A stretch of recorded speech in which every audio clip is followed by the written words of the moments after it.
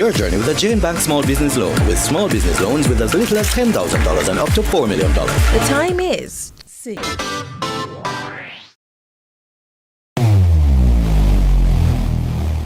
Where it all begins. The quest to become great. Inspired by those who went before them, these 4 boys dream of playing in the ISSA schoolboy football competitions.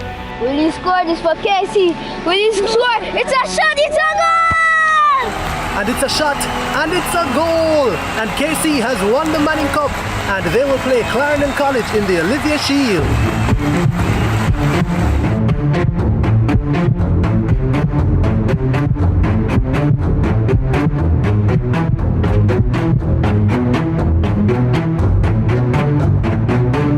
And that's what you love to see. They may be rivals, but the camaraderie is what it's all about. Can't wait for the final. When the bus the man, I want to watch my son play finals on CVM, you know. But mums, you can't watch it on CVM website, man. Boy, my son score, my son score, my son score, my son score. Greatness begins here. It's how I go and better you say thank you, Jesus. Just man, we gone. Now cost life, now complain. Now we got in charge to make him have him way. I'll be giving thanks no matter what I face, long as me wait. I've been there, but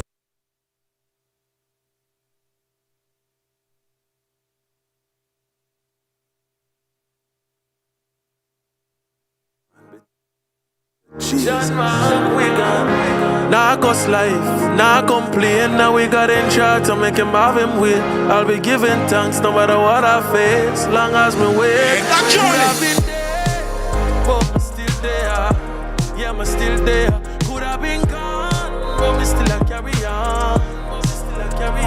Been through fire, we go through the storm. Them. God bring me through all of this. That's why me will on pan him, on pan. Coulda done dead and buried. Funeral keep all got cemetery. My friend them a say me gone too soon. Family a talk about loving memories. And true God not done my story. Make him say boy go and try to. Good morning, ladies and gentlemen, boys and girls. What a difference a week makes. Last week, this time, the skyline didn't look like that at all. We were looking through rain and gray skies, thunder, lightning, facing the uncertain future. What we didn't know was about to, decimate our island or parts of our island. And it is just great this morning that we can be here, with a smile on our face. Well, some of us, and even if we're not smiling, we're trying to push through. And so I send love, I send positivity, I send good vibes to all the persons across the length and breadth of Jamaica, because even if you were not physically affected, emotionally, yes, we're all going through it. Yeah. And so I just wanted to say good morning, and it is beautiful that the sun shineth down on us, and we know that God is still God, as Ite will say. And I'm so happy to be alive, so happy to be here, so happy to be here with all of you, and happy to be here with the very beautiful TK. How are you, my love? I am good. How are you? I am doing a little better today. Yes. It has day by day.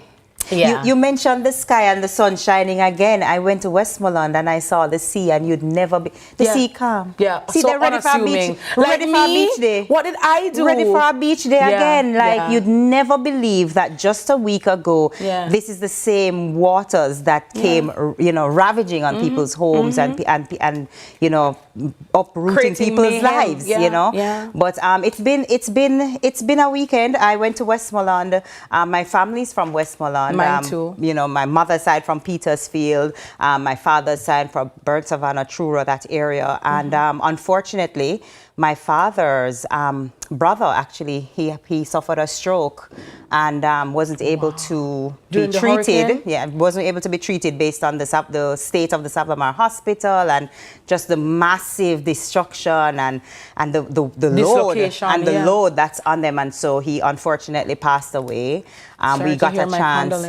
Yeah, thank you. We got a chance to go into the community. Finally, the roads have been cleared. By the way, the road clearing efforts, I don't know. We tried to traverse the roads maybe a couple days before, and when I said there was no road, it was just bush, tree, branch, roof, zinc, you know what I mean? And then just going back again yesterday, with the road was completely clear from Kingston all the way to Westmoreland, and I cannot imagine the amount of work and the amount of effort that took. But yeah, that's the unfortunate. That's one of the many lives touched by Hurricane Melissa. On the other end, in Petersfield, with my aunt who is there, it's interesting. Nobody has been able to hear from her. Nobody, you know. So we drove to see if we could see if she's okay and if all is well. Got into the community, driving through a river. There's a river that I did not, you know, long me I got a house. I never even know a river there nearby. The river has totally, you know, breached its banks, and it's not just in the road. So if you don't have a very high vehicle or something, there's no way you're getting out. Went to the house.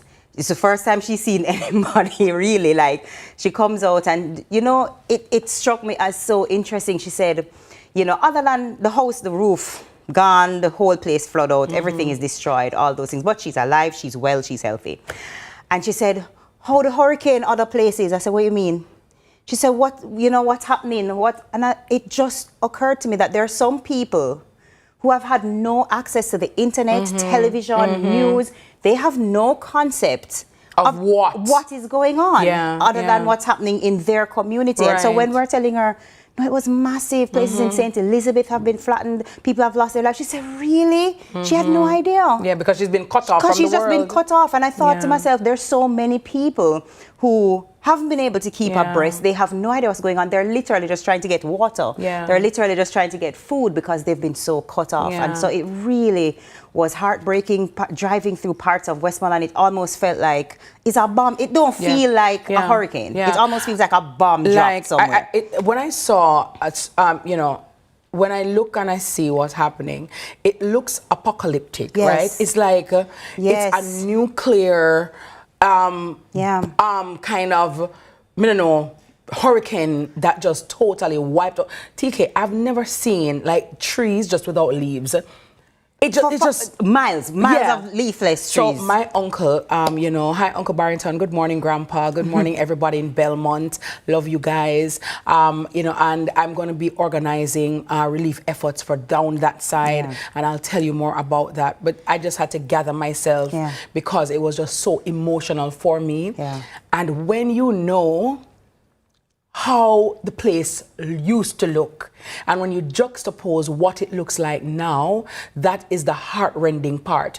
Normally when you see pictures or, you know, videos of, you know, places like Haiti or even the Gaza Strip or somewhere, you know, or Ukraine with the bombs and stuff like that, you don't really, I mean, we're empathizing and we're sorry for what's happening, but because it's not really your home or you don't really know anybody there, you don't really relate. It don't really resonate with us. But TK, as you said, I've been going to Westmoreland from my baby. Parts of my summer was spent in Westmoreland. You know what I mean? Same. So you know the place, you know the people. Belmont, I'm a place where we grow. You go down a creek, you go down a cassia tree, you go cave, you go Bluefields Beach, you go to Sav, got a KFC down a Sav. You come back up, you stop at White House, you stop at Border, we buy fish from Marie. Hello? You stop at Border, you buy your fish, you buy your bummy. Listen, to look at it, I have no words. Like, it seemed unreal to me. So when my uncle said to me, the shop moved, so me thinking me like it lean or, you know, I don't know, it twists or it. TK, just the foundation is the only thing that's there. Like, you can literally look at the sea. You could stay down from the road and look up at one place we call Up Street. I've never seen that in my entire life. Westmoreland is very vegetative, right? A lot of fruit trees, mango tree, right? Mango tree for stone dog, right? Because when we're young, you have black mango, every kind of mango. And now it is all stripped away. And my heart breaks for the people, but like the phoenix, we shall rise, and we will rise, we must rise. And I want to also take this opportunity to say to all the people who have come out of their homes, all the different groups, all the different relief efforts, all the people from overseas right here in a Jamaica, the persons who have cut the trees, cut the, cleared the posts and done all of that. Thank you so much, because people who have nothing at all are still giving and giving from their heart. And this is a Herculean task with which we are faced, a gargantuan task with which we are faced. Because when I'm looking at the destruction, TK, I said to myself, where do I even start? Where do you even start? I and don't what even can know. I even do? You know? And that's part of it. You feel helpless in a kind of way, because we're in Kingston. Persons were hit as well, but not as badly, At all. right? But the day so now, you say, okay, I have to go help Belmont, I have to help Westmoreland. How do I even get the efforts together? And so my team and I, we've been sitting down, brainstorming, okay, this is what we need to do, this is how we're going to do it. You know, so all the mothers and the babies who are out there, it's just heartbreaking, heartrending, but, you know, we can't just roll over and die. I actually shared something online because, and you know, kudos to Sunrise, right here on Sunrise, for giving people information. There are a lot of ways that people can help without spending, because there are so many people that say, boy, I have a little money, but I send it to my family and I send it to, and so, but I want to help, you know, how do I do that? And there are lots of volunteer opportunities, and I'm sure that the more hands that help in this time would be phenomenal. And so things like volunteering for the food for the poor, they have the food, they have the diapers, they have the things, but imagine 500 of us going to their Twickenham Park location and packing it quickly, putting them on the trucks so that the trucks can go out to the various locations. Things like ODPEM, you are able to actually volunteer with ODPEM to help to clear up, cut up, create those paths to get to those communities where people are cut off. You know, they have the World Central Kitchen. I actually, when I was in Westmoreland, they also partner with Chef Brian Lumley to get warm meals, because it's one thing to get food to people in a hurry, but it's another thing to get warm meals to people in a hurry. And so, you know, actually when I was on my way back from Westmoreland yesterday, stopped at a gas, by the way, going to a gas station. Anyway, let me not even get back there. I stopped at a gas station, and the World Central Kitchen helicopter actually landed at the gas station that I was at and had a massive amount of food in their hot bags and whatever. So people are working, and you can be one of those people helping those organizations to get these things done. You don't necessarily have to be a Miss Kitty with a platform or to have something. You can partner with other people who are already in motion. But let me say, I want you to wait and come and partner with me. Okay? There's that too. Because we have a lot to do, a lot of people to help, and I am going to get it done. As I said, I just want to do it with some semblance of, you know, order, and so we can make sure we reach the people and help but we have to help, you know what I mean? Yes, absolutely. And big ups to all those persons who have been helping. I've seen quite a number of influencers. I've seen quite Perry doing stuff. I see Shanzi and her husband Nino doing stuff. I see Ramesh Major doing major things as well. Quite a number of people have come together. Even complexes, you know, have been communities doing stuff. have been coming together, and giving. And you know, it's hard to imagine trying to feel joy in this time, trying to do things like celebrate in this time. And I often think of the people who are celebrating birthdays, who are celebrating anniversaries. Maybe your child was just born in an area that's not impacted. And you know, it's that juxtaposition of joy and celebration and sadness and almost despair. And so we have to just say a big happy birthday, even though we are going through this, a big happy birthday and a big shout out to those celebrating their birthday today. And we have a special birthday. A very super special one for a very super special birthday special guy this morning. I gotta tell you, I gave him a pre-birthday present, you know. Did you? A hot bread from Jotex, I gotta tell you. Big up to Noel and Miss Florence, you know what I'm saying? Big up to Miss Joy. Happy birthday, our superhero, SSP,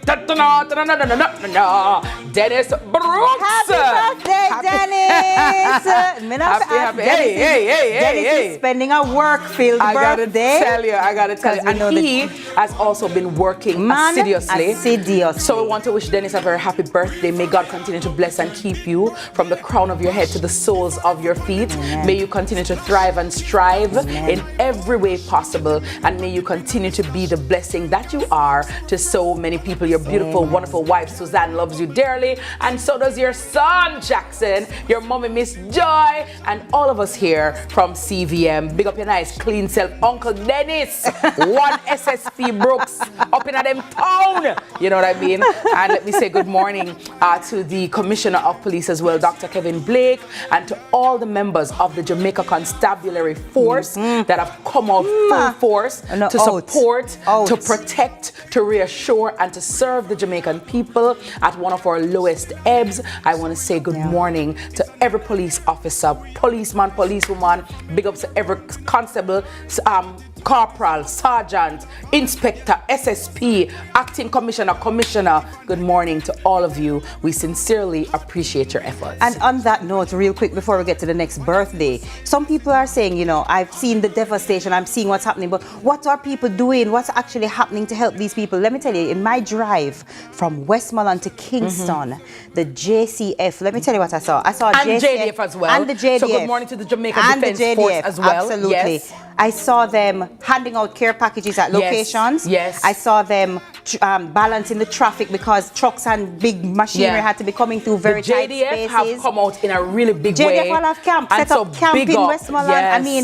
to all the soldiers. When World Central Kitchen helicopter was, you know, they were, JCF was there and JDF was there managing the crowd. They're doing a lot of work.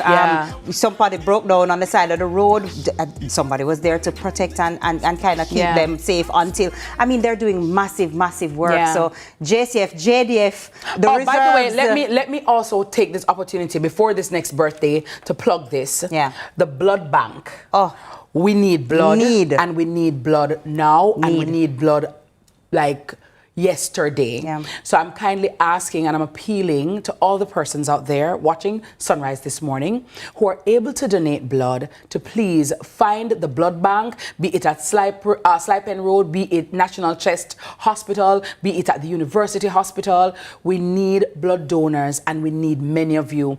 As you can imagine, the reserves are low and people are still sick. People are getting even sicker. People still need surgery. People still need surgery and we have a lot of need for the blood. So please, if you have it in you and you're able to donate, please donate as soon as you possibly can.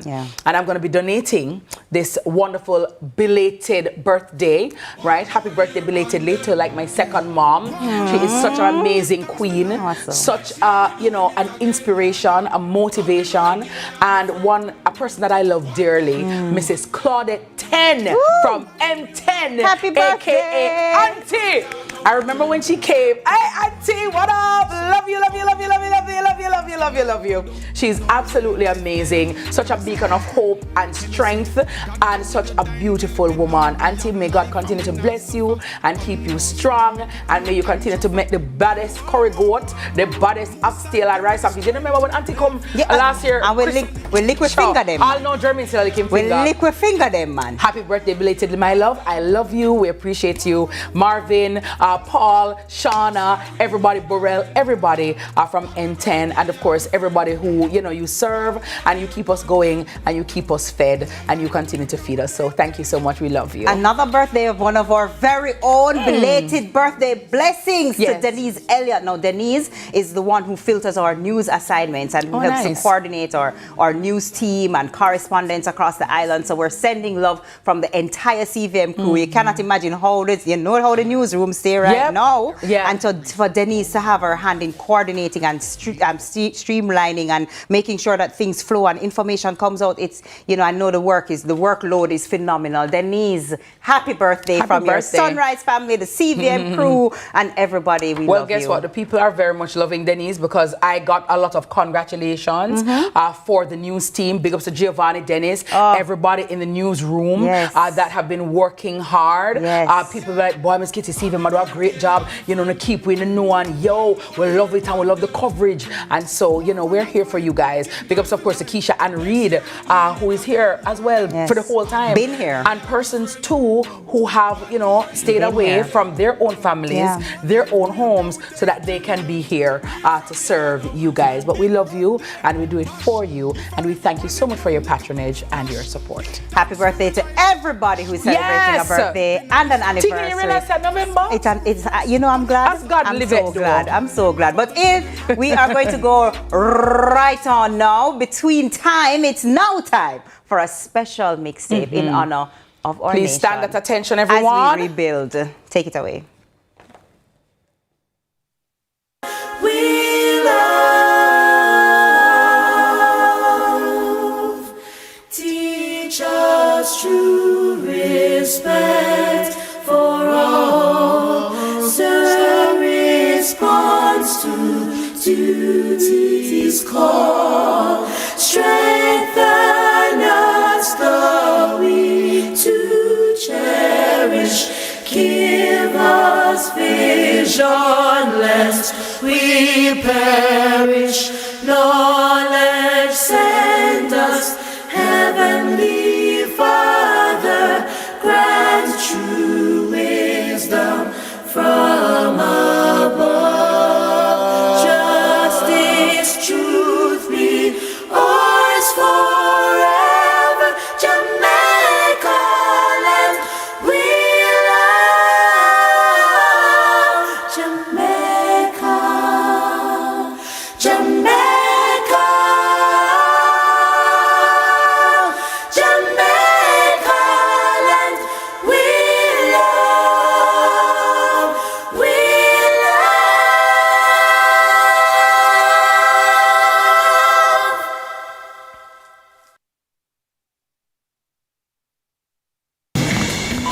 Hi, I know you weren't expecting to see me here. Now you can find your favorite chicken and snacks in the same place. It's true. Come on in. Introducing the delicious combination of KFC fried chicken and Doritos nacho cheese.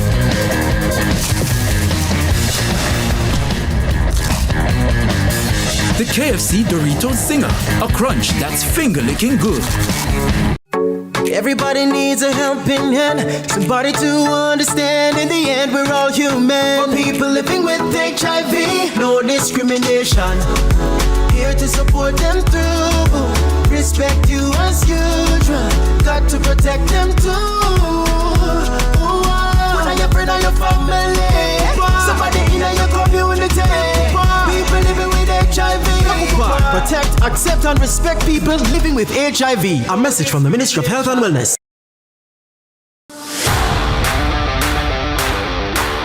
It's time. Welcome to High School Pitchside. We have another fascinating episode for you. More matches, more big clashes. Let's talk about some of the big rivalries coming up this week. More of your favorite features. And trust me, you won't fall asleep in this history class. And of course, we always want to hear from you. Hear from your alma mater's players and coaches in Team Talk. You know we can't leave you out. So send us your messages on social media and watch us react on FanView. And you know we love a good little debate, right, Gio? We've got you covered all season long on High School Pitchside. High School Pitchside, your ultimate guide to all things schoolboy football, Thursdays at 8 p.m. on CVM TV.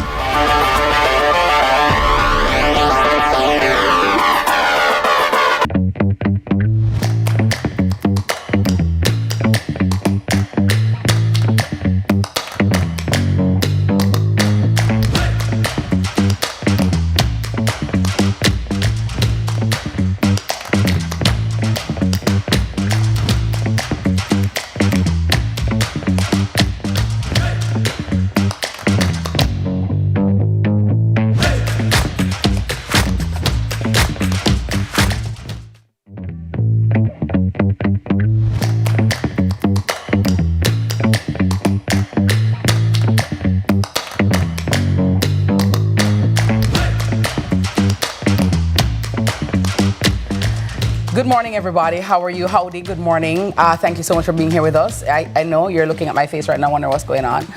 When I think about my country, I'm a patriot at heart, and I love my country. I love my people.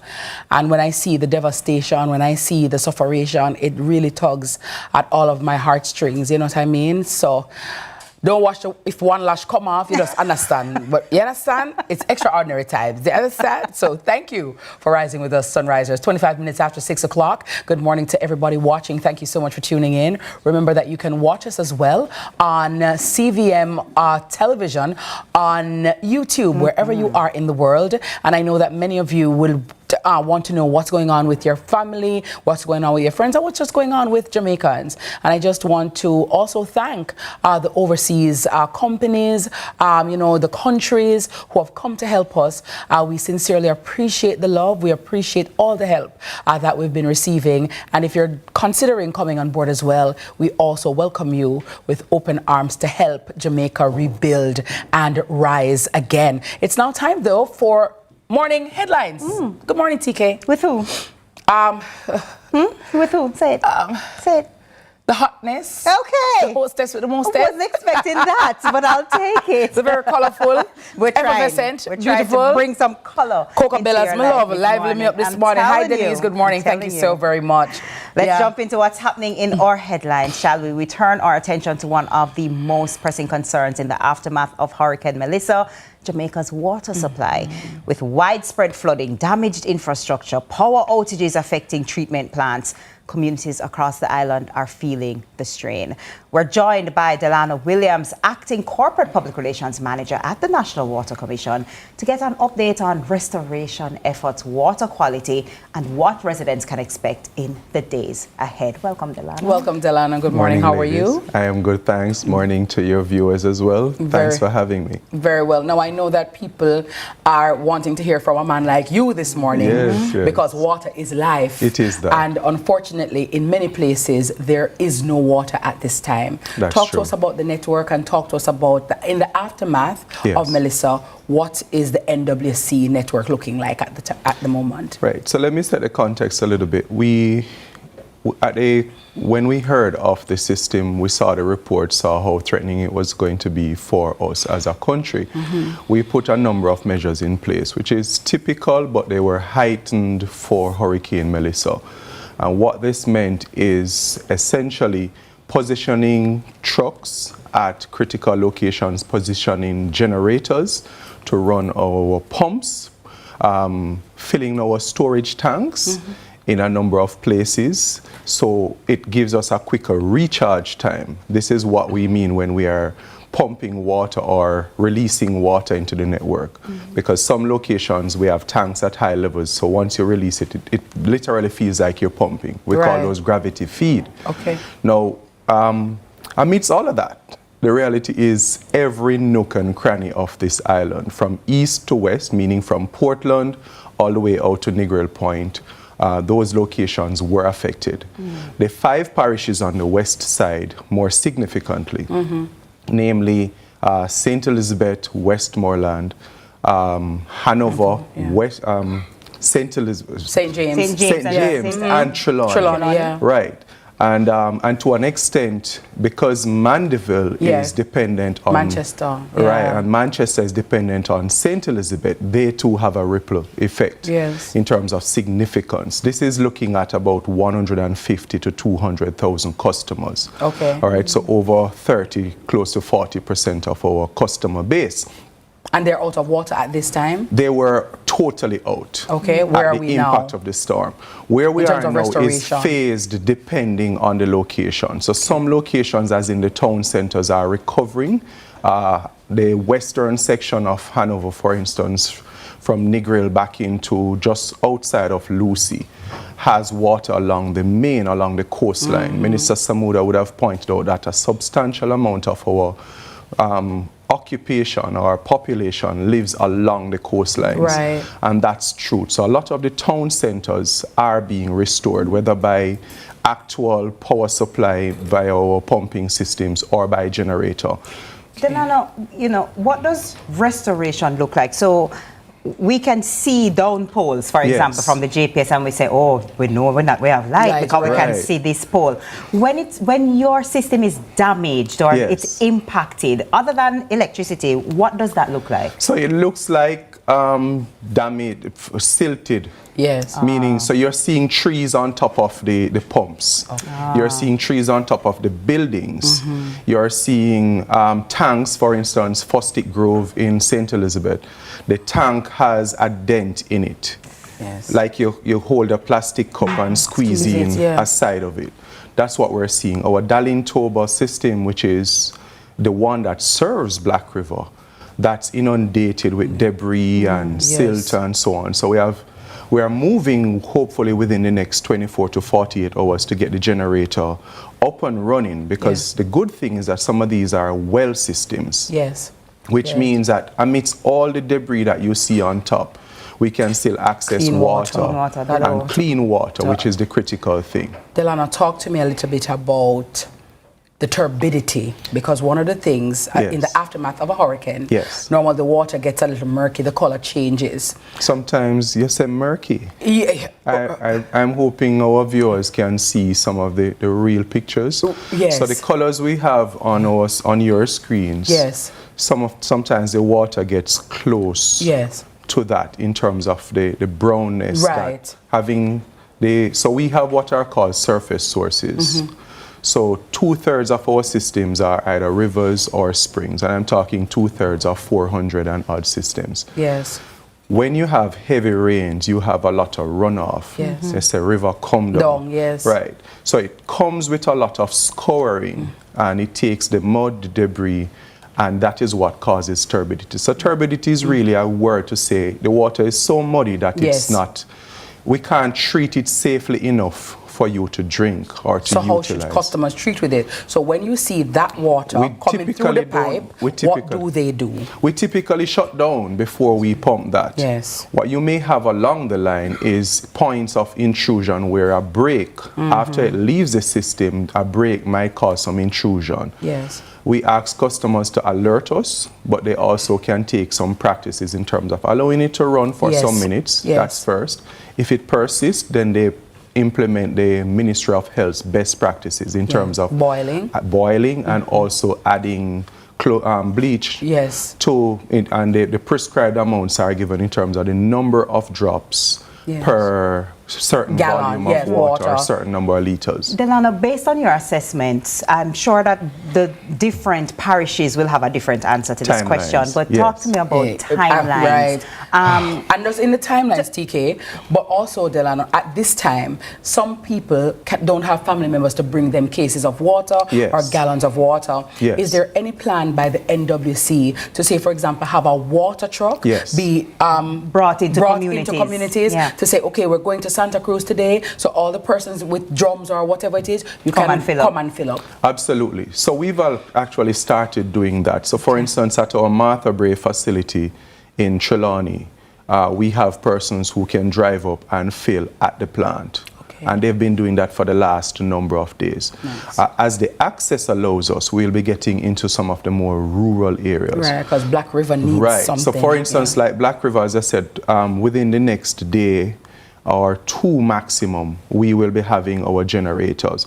Outside of Black River, as at last night, our Loana system is now pumping water to the environs just on the outskirts, and we are able to now truck water into Black River itself.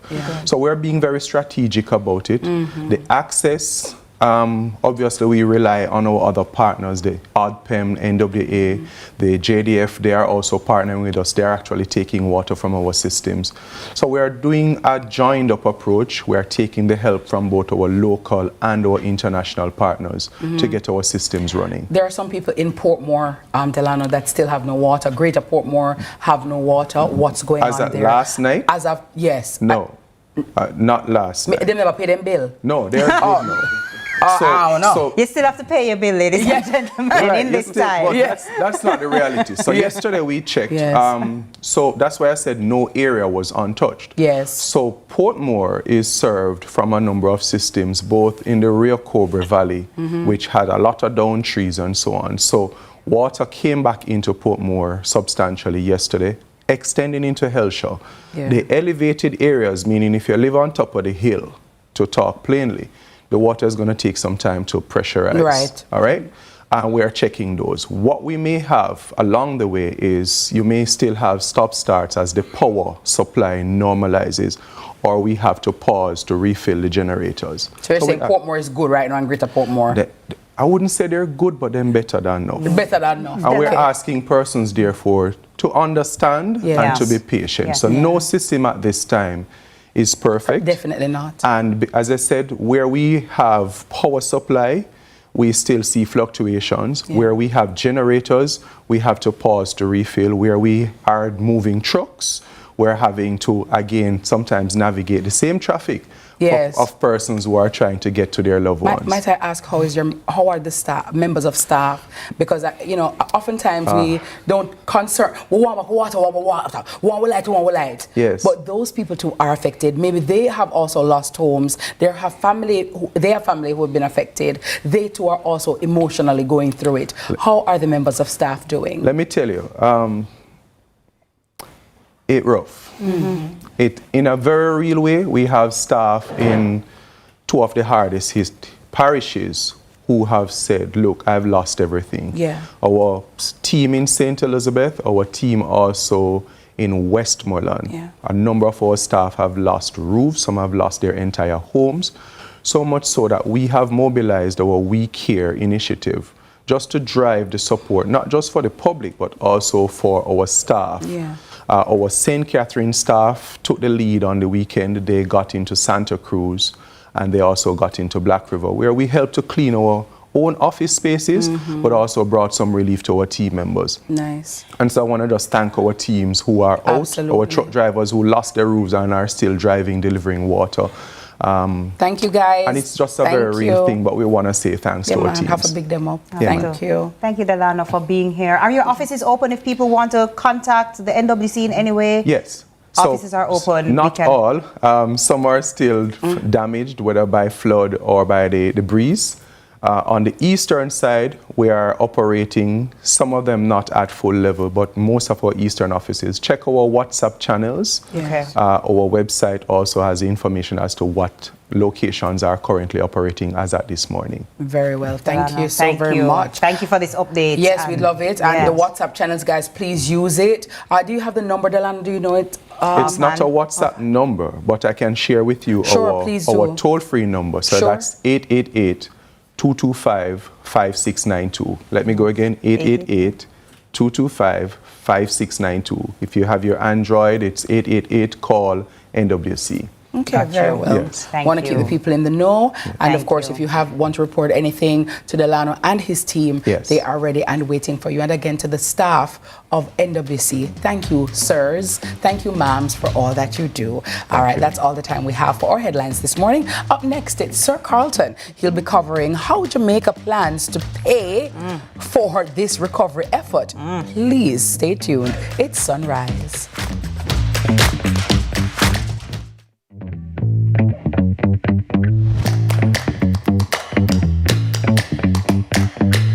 The issues. We'll take you beneath the surface. Greetings and salutations. My name is Orville Higgins and it's another edition of Fan Central. Talking to the people at the heart of the top sporting stories. Hear from your favorite sportsmen and women and the administrators who work tirelessly to make it all happen. It's live sports talk. I've written an entire article. Yes. Looking at all the major issues every Tuesday at 9 p.m. It's Fan Central.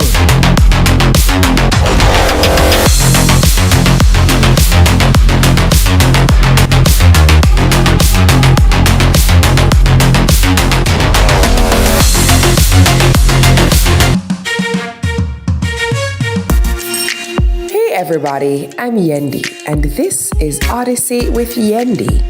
In this space, we connect with some of your favorite people as they share their journeys. Here we have some unfiltered conversations as we deep dive into their inspirations, motivations, and experiences to inspire our own life journey.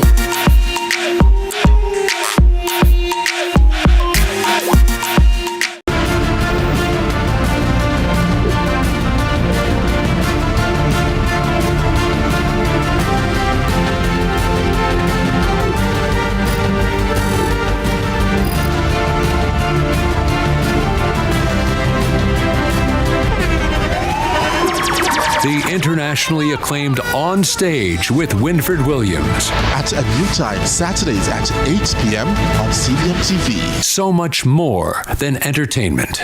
I will say fry planting for Sunday morning. That's been when Leela walks in. You don't know this is Leela. I can wear up the CVM. See tapping right here on CVM TV. Love and life.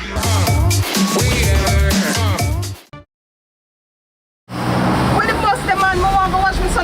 finals on CVM, you know. But mums, you don't care watch it on CVM website, man.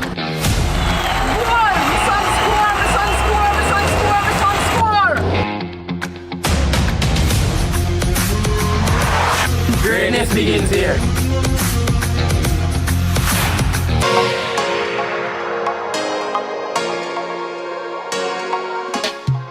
People homeless, animals dying, and we need help. And that's why we're glad for you guys to come in and help us. But if it wasn't you, people die here, hungry. I need water and food right now. You see, you take all of my house. I don't have anywhere to sleep right now. There was no safe place in the house. All my windows hit out and we run from room to room and we just had to hide behind a piece of wall. A lot of us are homeless. Yes. We're homeless. So it's very important for us to get the supplies because at the supermarket there's nothing. Everything has been sold out. And then some of the supermarkets that would generally be open, they're currently closed because they're either covered in mud, water, or they're just completely out of stock. So getting this, we'll be able to feed our families. Just glad to be alive. Trust me, we think we're dead. We're all gonna die, but God save us. And the roof, your roof? Gone. Right there, gone. We're gonna need the support, not just for the coming weeks, but there's gonna be a month to a couple of years of operations. We need the world to help us get back on our feet. Jamaica, the world is watching, and let's show them how we rebuild a country. What is encouraged that you are here helping us? Everything is right there. We're here in Black River. This is the first big distribution that's happening here. This will need to continue on every other day. So this is a massive, massive undertaking that really requires major support from international donors. And we want to thank Jem for handing over some generators for some of our critical services. Our hospital, their generator got damaged. They need it immediately so that the workers can be able to continue to do what they do. The police station, we're going to put a generator there. Also, some of our big shelters where literally we have 60, 70, 80 people still in shelters. No generator, no electricity. We're going to put generators there.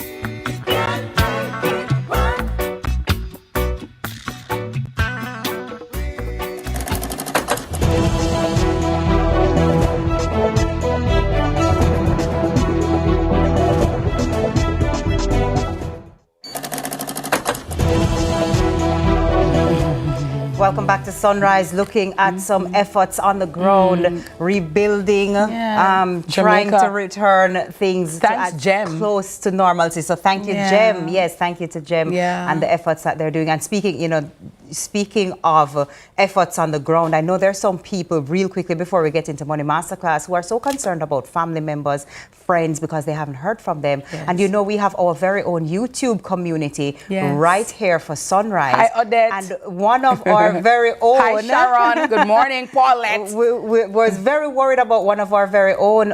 It was Odette. Odette, who nobody had heard from her. We weren't seeing her in the Sunrise chat, and the Sunrise community was like, "Where's Odette? Where's Odette? What's happening?" We've heard from Odette. Odette is safe. Odette is well.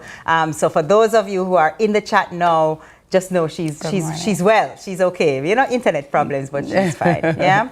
So, and thank you to our Sunrise community for checking in. We love you guys. Man, oh no, you guys are amazing. So it's now time for Money Masterclass, brought to you by Guardian Life. We'll be looking at how the island plans to recover from the aftermath of Hurricane Melissa. He'll explain how Jamaica's financial fortress actually works, the system of funds, insurance, and international tools that could help the country recover faster after the disaster.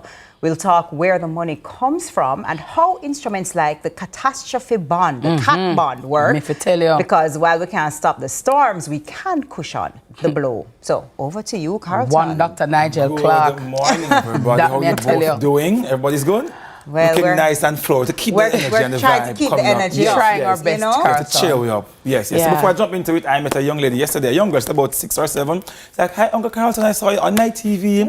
I watched you talking about the money. Yeah. And I said, I'm going to big you up this morning because when the children are watching and tuning in, the future is bright. So her name is Liana Linton. Big up to Liana. She attends Mona Preparatory. And Liana have manners. You should call you Uncle Carlton and them something me talk Yes, about. definitely. So we Big like up to that. Liana, mommy Yes, and daddy. Grow her good. Yeah, grow her good. I Good love morning, it. Liana. Wonderful. So I know we're all reeling from the impact of the hurricane. Yeah. And it has already passed. It's behind us as in the events. But we have to rebuild. And we need to see what best can be done because as a country, we just have to rebuild. We can't lay down and play dead. And I know it's rough for many of us who are going through it. For many persons who are actually in the situation, it is dire. Yeah. You know, I went on the ground in some other areas that was not badly impacted, like maybe down in the other regions. Yes. But I'm telling you, it's rough. Yeah. You know, but what do we do as a country?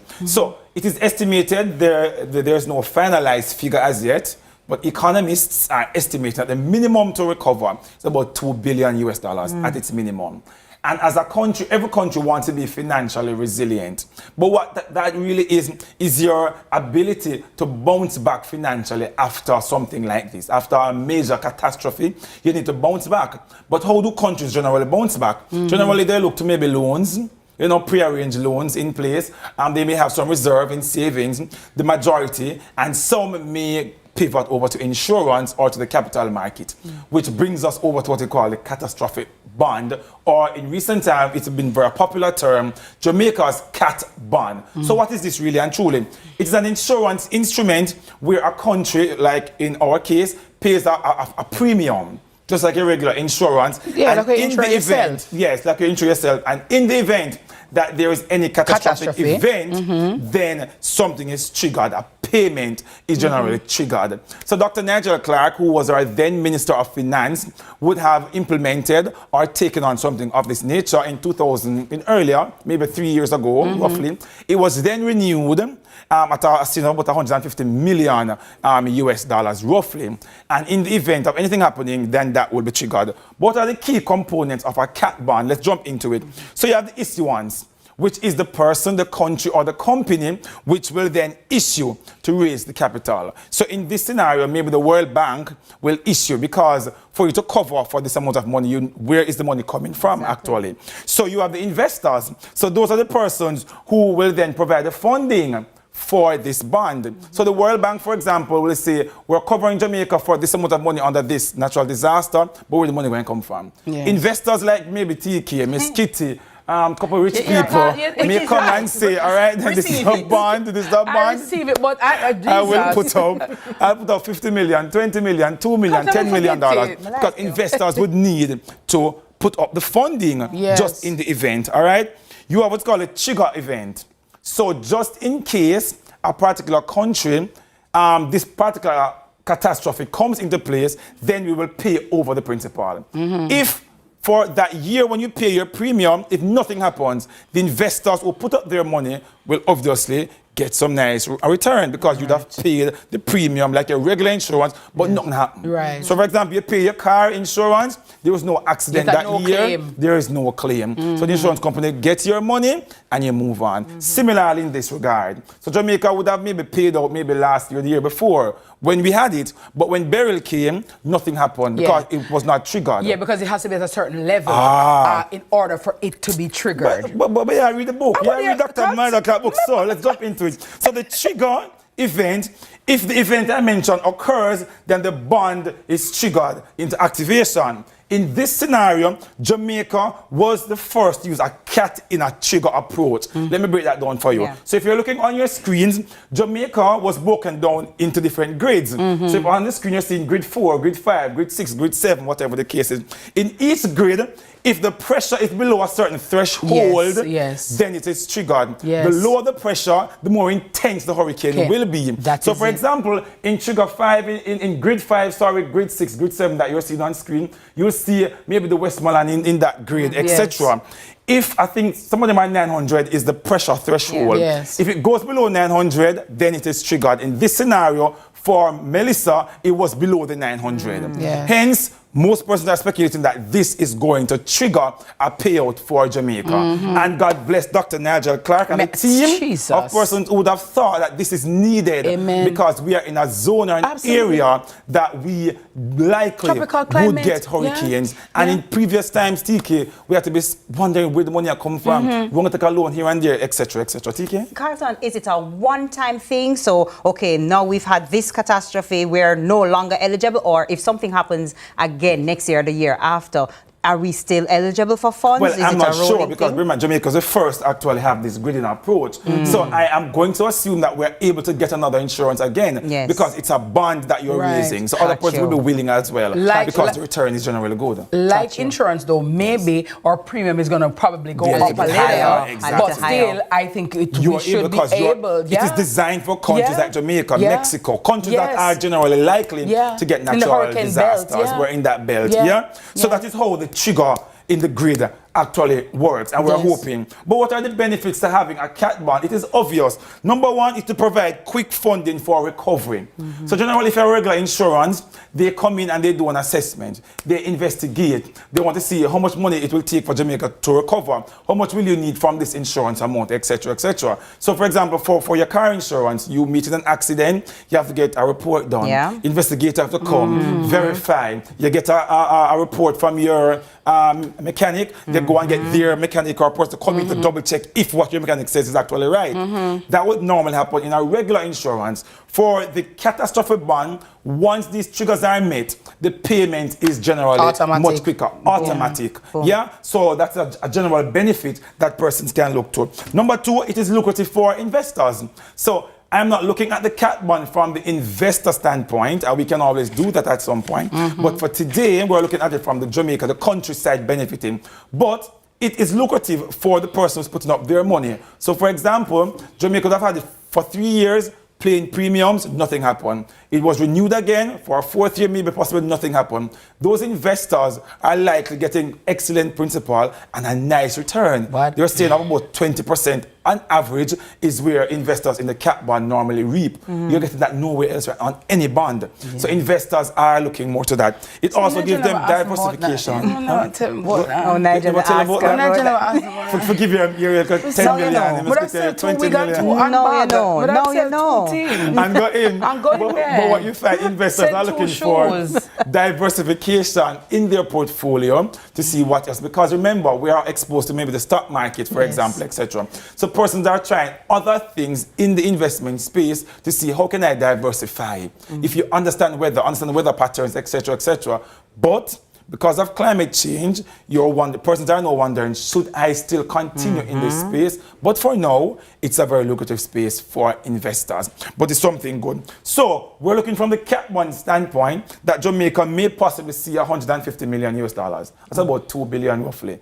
Using the exchange rate of 159, 160, you're looking about 2 billion Jamaican dollars to kickstart some of the recovery efforts. There are other insurance policies. I know there is a CVM that likely we may possibly see some additional funds there as well, but we can get into that in subsequent Money Masterclass to break them down so we understand what is happening and how the government would have been able to put these different layers in place, because I am so glad we're at this point now. Because in previous years, as I've mentioned, we had to be scrambling, you know, and depending solely, or the majority of our dependence was on donations. But now, while the international community is supporting Jamaica, there are some things in place that we're able to mobilize the help in the meantime. Carlton, one of the things I would like for you to you know, explore is, and I've thought about it, and I said, the persons who have been severely affected by this, I call it demonic hurricane and disaster, in terms of loans that they may have had or may have. One, can the debt be wiped out completely, like a debt forgiveness? Like, you know what, guys, you've been totally wiped out, decimated. We understand you don't have to pay back that car loan or that house loan or whatever it is. Can that be done? How would that affect our economy? Okay, what kind of impact would have on our economy? And is it possible for a moratorium to be given? I remember in COVID, there were many financial institutions who said, you know what, you don't have to pay us back until 6 months' time. We understand what's going on. But So can a moratorium be given or a complete debt wipeout? Because this, what I'm seeing right now, Carlton, there is no, it's not tomorrow, next week, or next year. No, that's all. This is going to, you know, but be the able good to be thing that sorted. you mentioned, Ms. Kitty, just as how Jamaica possibly would have had some insurance, I'm hoping that some of the persons maybe who had a car loan, there was insurance on their car. So insurance companies would now come and do a payout to wipe out some of those loans. If the house was possibly insured, and I'm hoping that the clauses would have covered maybe flooding, for example, force majeure. that the payments could come to maybe assist in wiping out some of these loans. And also, I know banks are looking at the option, or you mentioned, as moratorium. So we can break down moratorium for some of our viewers to understand what this is, how it is that this can benefit the persons who are now in a predicament, and how that moratorium period can help them to maybe bounce back. I like how Ms. Kitty give you an assignment. We're looking forward. I love we're looking forward to that for the next, or one of the next Money Masterclass. I think it's an excellent question and something excellent to look at. Please take note. Let us get that done. Thank you so much for this information and bringing so much clarity. You don't own nothing, you understand? And then, by the way, it's not just for the people who are affected, right? All right, like we are told. Because you're elf. You are elf. But a lot of us, you know, all right, remember, you know, there are so many people who, you don't even have it, you know, but out of the little that you have, you're still a buy one tissue, you're still a buy a water. So there are a lot of people. So even though we may not be physically impacted, we're emotionally impacted and financially, because you have family members who you have to be helping, friends and strangers who you have to be helping. Maybe in Kingsley, maybe with a 2-month moratorium versus the other. Get a 12-month or like Black River, you know, and Westmoreland, West Side, you just wipe out 100% of them debt, and like Kingston, Portmore, you just wipe out half our debt. You just want to wipe out. Yeah, but just want to wipe out. moratorium, you just want to wipe out. Yeah. Wiping out of this segment right now. We're wiping out of this segment right now. Thank you so very much. It's Carlton GST on all platforms, and I'll break it down even more on my YouTube channel at some point. Lovely. Carlton, thank you so much as always. And of course, we look forward to you fleshing out your assignment. Thank you so very much. Money Masterclass was brought to you by I've given that is for Guardian Life. Guardian Life. Right? Please do stay with us. News is up next.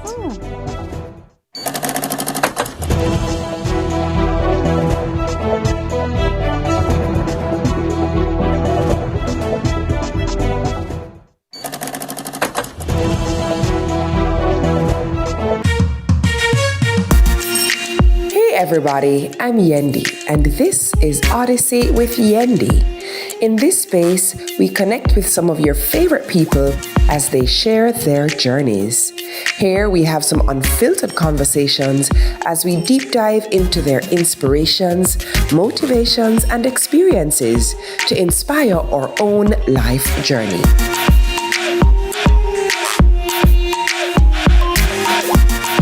Yo, this is Bungie God. And this is Rayan Lyons. See it happen on CVM TV. See it happen on CVM TV. That's what he's trying to say. See it happen on CVM TV. Thank you. See it happen. See it happen. Let's delve deep into the issues. We'll take you beneath the surface. Greetings and salutations. My name is Orville Higgins, and it's another edition of Fan Central. Talking to the people at the heart of the top sporting stories.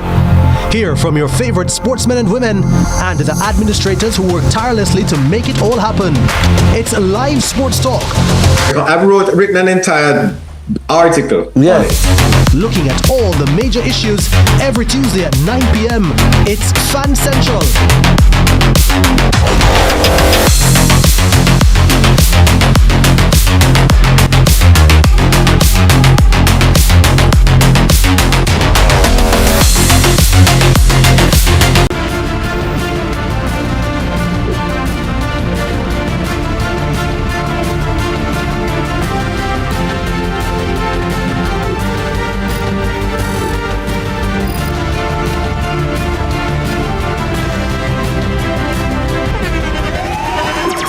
The internationally acclaimed On Stage with Winfred Williams. At a new time, Saturdays at 8 p.m. on CVM TV. So much more.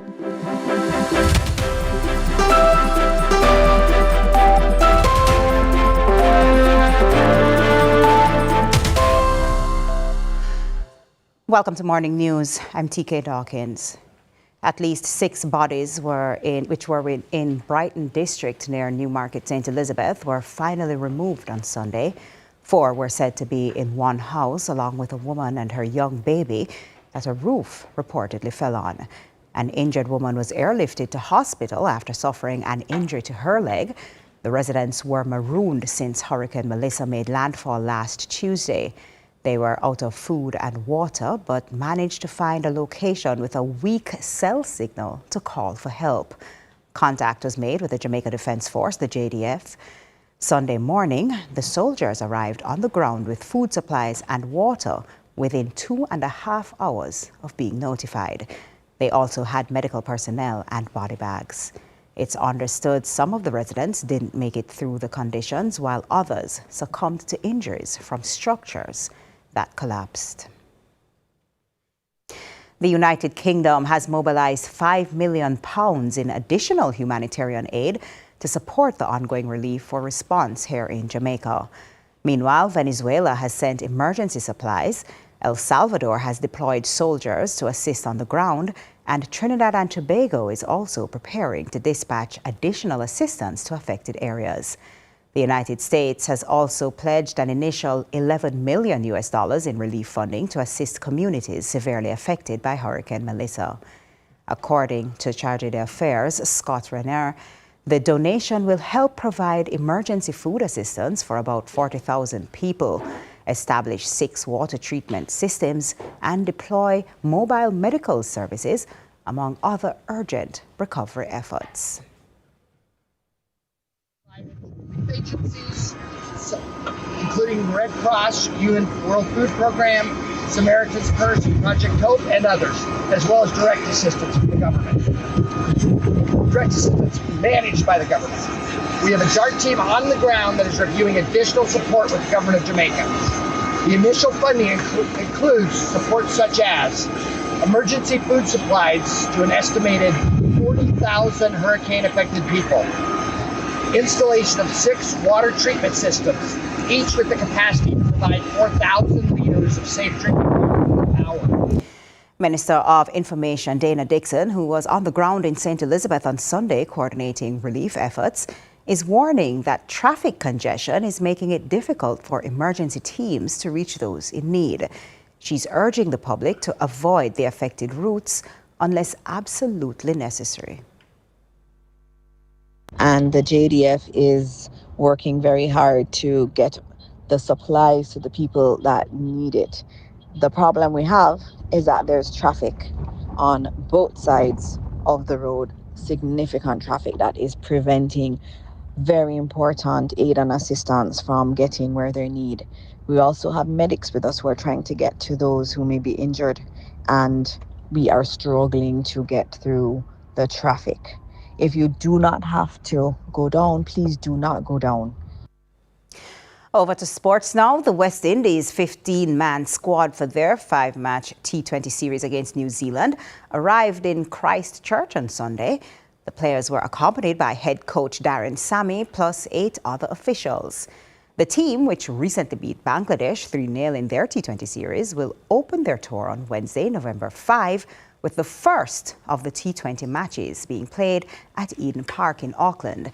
Matthew Ford returned to the team after recovering from a shoulder injury sustained in August, while Shamar Springer has been included to bolster the team bowling options following a slew of injuries to the squad. The 2 Jamaicans, Rovman Powell and Brandon King, retained their spots in the team, which will once again be led by Shea Hope. And that's it for Morning News. Join us again at noon for more from our news and sports desk. I'm TK Dawkins. Sunrise continues after this.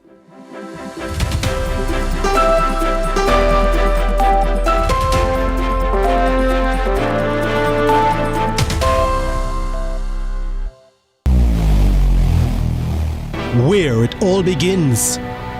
The quest to become great. Inspired by those who went before them, these 4 boys dream of playing in the ISA schoolboy football competitions. Will you score this for Casey? Will you score? It's a shot, it's a goal!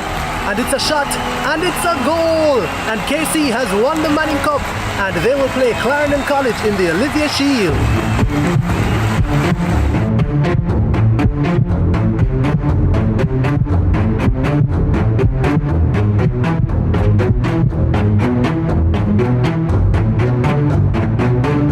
And that's what you love to see. They may be rivals, but the camaraderie is what it's all about.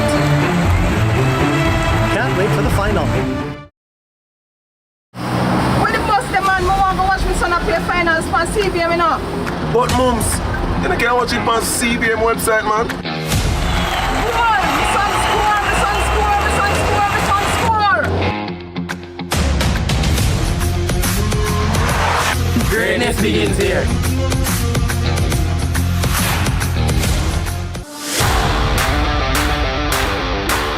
It's time. Welcome to High School Pitchside. We have another fascinating episode for you. More matches, more big clashes. Let's talk about some of the big rivalries coming up this week. More of your favorite features. And trust me, you won't fall asleep in this history class. And of course, we always want to hear from you. Hear from your alma mater's players and coaches in Team Talk. You know we can't leave you out. So send us your messages on social media and watch us react on FanView. And you know we love a good little debate, right, Gio? We've got you covered all season long on High School Pitchside. High School Pitchside, your ultimate guide to all things schoolboy football, Thursdays at 8 p.m. on CVM TV.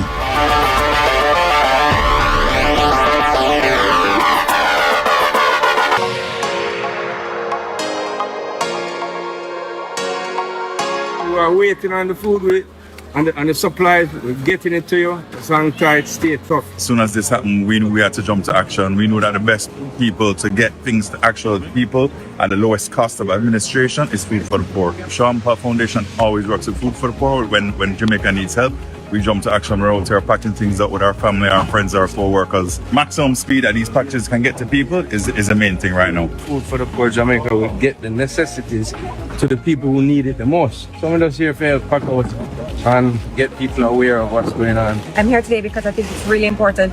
I brought my kids, I brought my niece to show them that, you know, it's all about appreciation and helping. Today we are at this station and we're packing out toilet paper, we're packing toothpaste, sanitizer, vape, and lotion to those in need across the island. We love! Get up, we fall down, but we get up. We fall down, but we get up. Oh yes, for a saint is just a sinner. Donnie McClurkin on a Monday morning. Good morning and welcome back. Thank you so very much for waking up with us this morning and every morning.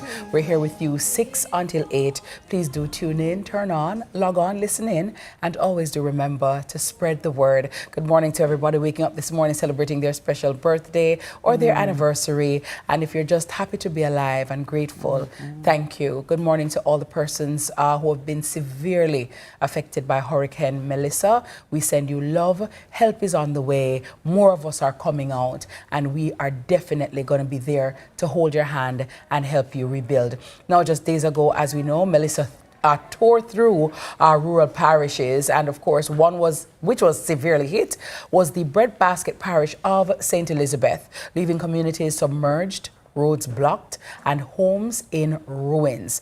Now, this morning, we sit down with Shavina. She's a resident of Ridge in Junction, St. Elizabeth, and though her own family escaped the worst of it, she speaks on behalf of her neighbors with an urgent appeal for help and a plea to rebuild. Good morning, Chev. Good morning, and how are you? Good morning. Good to be here. I'm okay. Yeah. I'm doing fine myself. Yeah. And your family? My family, okay as well. I have an aunt who lost a few sheets of zinc from her kitchen, but, you know, rooms and so were okay. Extended family do. I have a cousin who actually lost an entire roof, a second year in a row because they lost the roof last year. In Burial. In Burial, right. So were you in Ridge? I was in Ridge. At the time of the hurricane? Yes, I was. Walk us through that experience. So, on Monday, we had a lot of wind and rain, but it wasn't so bad. Monday night got a little more intense, but Tuesday morning when we woke up, we basically woke up to very strong winds, a lot of rain, And we're like, okay, the hurricane is here. At that time, however, they were still quoting how many miles at sea the eye of the storm was. And then it kept on getting more intense. As the morning progressed, the pressure inside the house built up so much. So even in your ear, it felt like an airplane taking off, the way the pressure was inside the house. We were fortunate enough to have family members with us who stayed with us throughout the storm. And some persons had headache because of the pressure. So at one point, I started to worry, thinking some of the windows would actually explode or something, you know, because we were able to use plyboards and batten up some of the windows. So we secured the bedrooms and the kitchen, but we can't batten up everywhere. Right. It's a lot of money for plyboards. So we just had to hope and pray and go with God on some of the other windows in the house. So we were able to look outside and watch the storm the whole time because, of course, it was during the day. I don't know if that's a mistake we made because looking at what was happening outside, the trees falling over, I don't have a garage for my car, and at one point I thought the car was going to turn over. I have seen many containers blown far right. So I was concerned at one point, and I'm like, boy, if something go wrong with the car, how do I get to work? I don't have the money to fix it. And it's going to be hectic with insurance. I was a little bit concerned about that, but I was grateful enough. We missed the worst of it. So trees came down, but by the next morning, to be honest, my uncles were out. Family, you know, started cutting up the trees with power saws, and our roads were cleared in short space of time. But the fear, I think somewhat of a trauma lingers from the experience during the storm, just not knowing what is going to happen, just constantly worried, even in my bedroom. At what point, so much water was coming in through the windows that I couldn't keep up with the mop anymore. We started using, Mom and I, we started using the dustbin to scoop up water and pour it into buckets, and we carried buckets out until I just gave up. Did that ever happen with any hurricane before? No, water came in, but it's not manageable. Right, you could use a mop, you could, right, it was manageable, but this, it was so much water. Is Ridge like along the coastline, or is it more inland? We're more inland, and fortunately we're on the hills. Well, what that does is that usually we get a lot of wind because we're on the hill, but we don't have the risk of flooding. So that's a plus for us. And is your experience the general experience of the community on a whole, or were some parts more affected, some parts less affected? That brings me to the next morning. The fear, the guilt, just so much emotions the next morning. My house was spared the worst, and my immediate family around. There are many roofs in the community, however, that are gone, entire roofs, partially. Some persons, up to at least half the house is torn off. So within my little community alone, there are over 30 houses without roofs. Right now? Right now, without roofs on the morning after. Because, you know, people come out and they start walking. Yeah. I tried, however, to go to Black River the next morning. I've been the Wednesday morning. And that's when I realized, as bad as my community was, shell-shocked, it was perfect in comparison. The roads going down from Southfield, going down towards Southfield to Watchwell side of the island, heading into Black River, and those communities, some trenches are in the roads, like they're very deep. I mean, community persons now, you know, started filling back some of the debris in the trenches so that you could drive. But the morning directly after, we're driving a lot in the banks. And it's down to a single lane for the most part because of the damage. Some areas where the road itself wasn't completely dug up, there was so much debris washed onto the roadways. It was a lot of mud to travel through. And then eventually I couldn't get to Black River either. I had to turn back because the road's blocked. They are blocked. Trees, power lines, And one of the worst part was the flooding. Yeah. I saw houses that were still underwater up to the windows, and that is from where I stood on the road. As the houses went further back, you could see they're more submerged, and it was really heartrending to look at. And that was just looking at what I still thought wasn't the worst of it. The days progressed, and then we don't have any signal. Yeah. And that was another struggle. So many persons couldn't hear from their family and friends in St. Elizabeth, and I think that is where the struggle really was. You don't know what is happening. So I started, since I could move around somewhat in the Junction region, for people who can't get to their family. Some people don't have the means to charge their phones. My phones were charged. I have a nice little bank that I use solar to charge them. So I can charge phones for my family and friends. But I would drive around now to check on friends and other loved ones and family. And then there was one little spot in my community that I call the phone booth, because there is signal there. Yes, like, strangely, everybody runs there. Right, everybody. To pick up signal. Right, so, you know, we could go out, check on family and friends, and then I come back to my little phone booth and can send messages to say, the family's okay. This person is okay, this person is doing right. well. That's so nice of you, though. Well, I had to do something. And the roads are blocked elsewhere, so might as well. This is the best. We traverse within our little area. So what would you say, Shavina, is the greatest need now? And persons who are watching this morning, how can they contact you, or how can they help? What do the people of Ridge and its environs, what are the greatest needs right now? The people of Ridge need help with rebuilding their roofs. Yeah. That is the greatest need. I do not believe we're faced with the hunger and the thirst, right? So that's for Ridge in my community. We need roofs. I eventually got to Black River, and this is the most heartrending part of it. The people in Black River need water. Yeah. I know persons will donate cases of water for drinking purposes. What to bathe? But people need water to bathe. Yeah.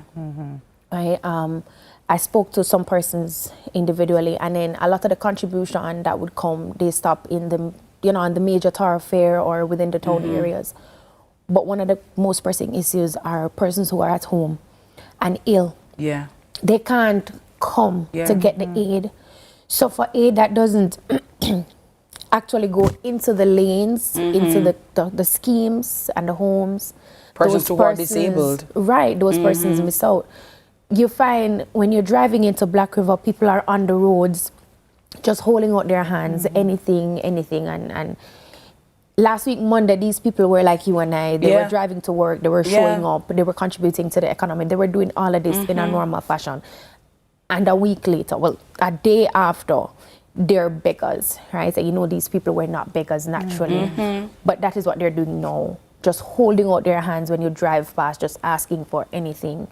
I went home, and when I told Mommy about it that first day when I got to Black River, and I'm like, Mommy, people need water. I have water in abundance, right? So we have 2 ground tanks, and then I have a black drum that we pumped water into to fill up before the electricity went. So I'm okay for water, right? So what we did was my mother, God bless her soul, she walked around the community and she asked people for their water bottles, like the gallons that you can hold, the little, right, and their 5 gallons that they would bring for water refill, and they contributed their bottles. Yesterday morning when I woke up, my mother had a full wash bottle operation going. My grandmother was washing bottles, my aunts, cousins, even the kids in the yard, they were washing bottles and, rinsing them so we could fill them with water, because people needed to bathe, people needed to cook. And I think outside of the water that they need, I think what Black River and other areas that are so severely affected need is a food kitchen. So many persons haven't had a hot meal since the storm. They need something warm, even if it's a soup kitchen, just a pot of soup so they can get a cup of soup that is hot. Some persons, you provide rice, you'll provide food for them to cook, but they don't have the water to cook it. They don't have the water to clean the kitchen. So there's not enough water. They don't even have a kitchen, Shavina. Right, they don't have a kitchen. You pass, people are cooking outside, right? And I'm not saying anything is wrong with cooking outside on your wood No, fire, cooking outside by choice and cooking outside by force are 2 different things. Exactly. Yeah. Right? They don't have water to clean up their environment. So where are they going to cook? In an unhygienic situation. And for all the videos and the pictures that you will see, nothing does justice to the stench that sits in Black River. It's unbelievable. And when I commented on it, I'm like, my God, the place smells so terrible. Persons will say, but it doesn't smell bad yet. Wait until the animals start decaying. And they're expecting that after the decay it gets worse. And I cannot imagine what worse is. I don't know how to imagine that. So my thing is, where are they going to cook? And I'm not saying we don't want to contribute food that they can cook, because some people may be able to, some people still have roofs, but the majority, when you drive through the communities, it's a rubble. But that's why we have to talk to people like you who are on the ground, who are there, because we are so far removed, so to speak. We are just doing what we think, you know what I mean? Right.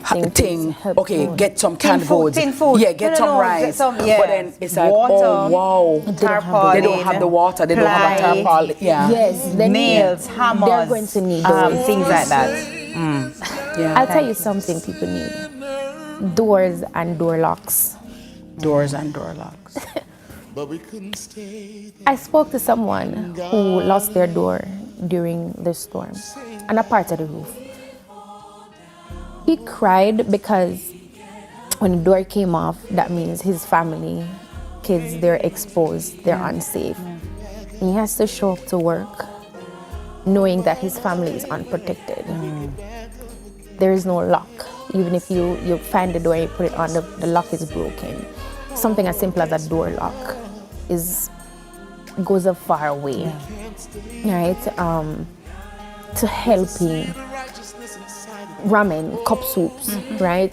I mean, if you give them water in a bottle, at least they may be able to boil a cup of water to pour on a ramen. But they may not have the means to cook rice, right? Ramen is actually quick.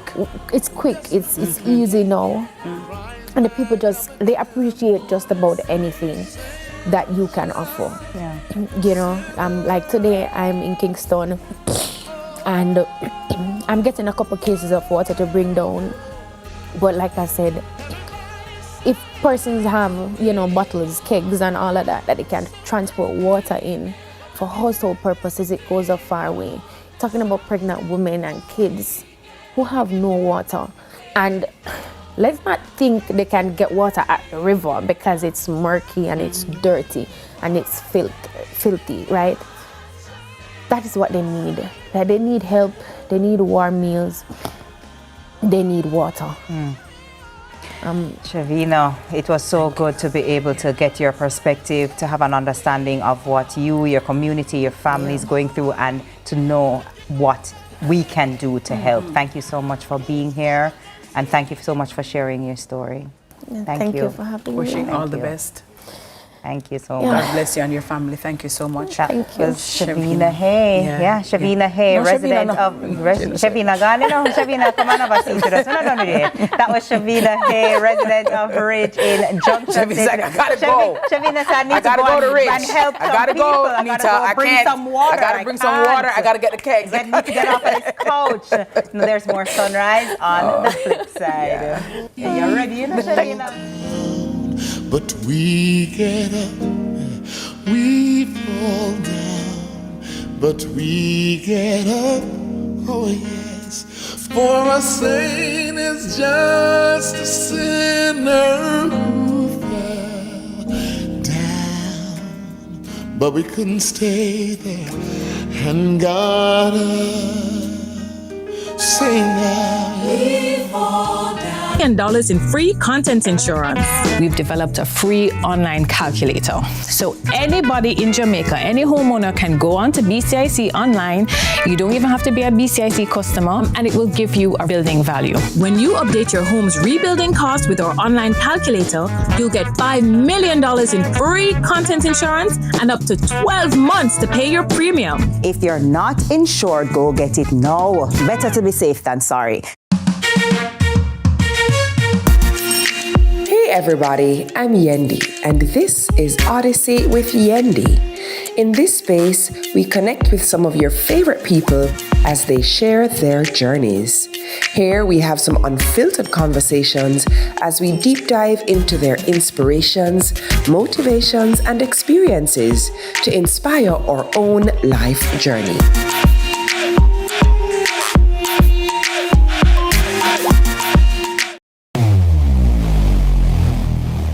Where it all begins. The quest to become great. Inspired by those who went before them, these four boys dream of playing in the ISA schoolboy football competitions. Will you score this for Casey? Will you score? It's a shot, it's a goal! And it's a shot, and it's a goal! And Casey has won the Manning Cup, and they will play Clarendon College in the Olivia Shield. Turbulence to future, I'm going to end that CVM. See it happen. We've got the love others are searching for. I'm still loving you, even though you're gone. I could have been one of the most notorious. Keep it royal. Give thanks and praise for life. Thank you very much. Go bang! Wow, bang! We are been through fire. We go through the storm. God brings me through all of this. That's why we will on him. You could have torn and get her. No amount of money couldn't promise you tomorrow, so if you find say you rise this morning, say thank your car, God still I wanna see. Me want to see me kids, them a graduate. And every birthday we celebrate. Want to spend quality time with my family. I'm a friend them. One day I have to play ball with me youth them. One day I have to protect my girl children. Would I mind walk them down the aisle one day and give them to a youth, or would I do the same thing? Oh, so much I could miss if I were gone.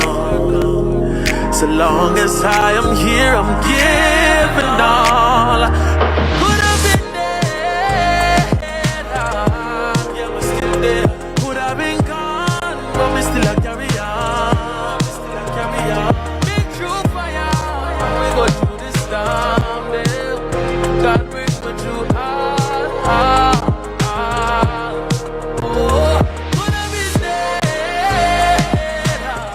Powerful voice of John Mark Wigan, Holy Road indeed. And I got to tell you, if we've never prayed before, I'm telling you, thanks to all the prayer warriors as well, because it is the prayers and the providence of God that has kept many of us at this time, because we're so discombobulated, so befuddled. You don't even know where to turn. You don't know what to do. You just feel so stressed out, even if you're not in the severely affected areas. The emotional distress that so many of us feel to see our fellow Jamaicans going through and experiencing this devastation is just so much. It is just the word of God and His grace that is keeping us. So songs like what John Mark Wigan is giving us are still there. We're still there. And of course, you're still here on Sunrise. So thank you so very much. Now, Hurricane Melissa has definitely had a severe impact on schools, zoning on our educational institutions. Many of them,